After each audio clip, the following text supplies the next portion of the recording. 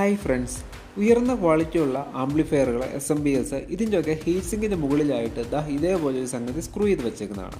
ഇതിൻ്റെ യഥാർത്ഥ ഉപയോഗം എന്താണെന്നറിയാമോ? നമുക്കത് വിശദമായിട്ടൊന്ന് നോക്കാം. ഒരു ഇലക്ട്രോണിക് സർക്യൂട്ടിൽ ഏറ്റവും കൂടുതൽ ചൂട് ഉൽപ്പാദിപ്പിക്കുന്നത് ആക്റ്റീവ് സ്വിച്ചിങ് ഡിവൈസുകളാണ്. വളരെ ഉയർന്ന പവർ ഹാൻഡിൽ ചെയ്യുന്ന ഇത്തരം ഡിവൈസുകൾ തീർച്ചയായിട്ടും നമുക്ക് കൂളിംഗ് ഫാൻ ഉപയോഗിച്ചിട്ട് തണുപ്പിക്കാൻ സാധിക്കും.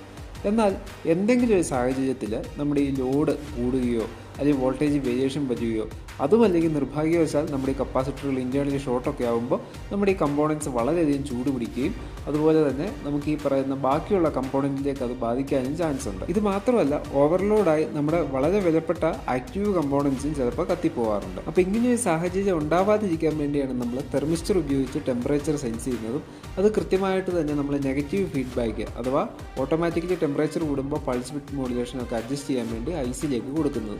ഈ IC അതിനനുസരിച്ച് സ്വിച്ചിങ് മാറ്റം വരുത്തിക്കോളും. അങ്ങനെ നമ്മുടെ വിലപ്പെട്ട കമ്പോണൻസ് സേവ് ചെയ്യാനും പറ്റും. അപ്പോൾ ഇതുപോലുള്ള ഇലക്ട്രിക്കൽ ടിപ്പുകളൊക്കെ ഇഷ്ടമാണെങ്കിൽ തീർച്ചയായിട്ടും നമ്മുടെ വീഡിയോ ഒന്ന് ലൈക്ക് ചെയ്ത് സബ്സ്ക്രൈബ് ചെയ്ത് സപ്പോർട്ട് ചെയ്യാൻ മറക്കല്ലേ.